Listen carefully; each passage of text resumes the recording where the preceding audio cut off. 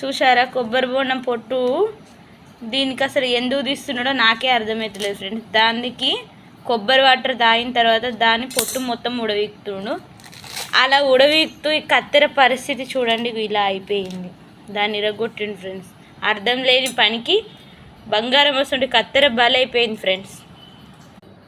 లోపలున్న 20 రూపాయల కుడుక కోసం 80 రూపాయల కత్తెర ఖరాబ్.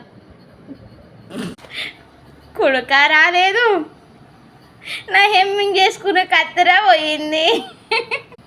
బావ దాన్ని ఎందుకు తీస్తున్నావు బావ, చెప్పు బావ.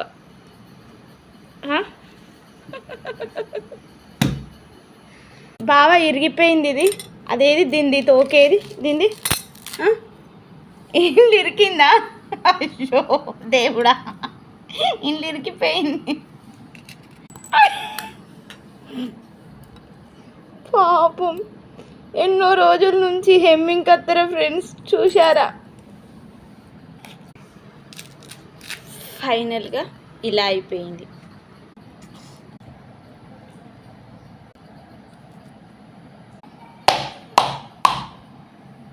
ఫైనల్గా కష్టపడి తీస్తే కుడుక కాస్త ఖరాబ్. ఎక్స్ప్రెషన్స్ చూడాలి, కుడుక వస్తుంది అనుకున్నారు పాపం.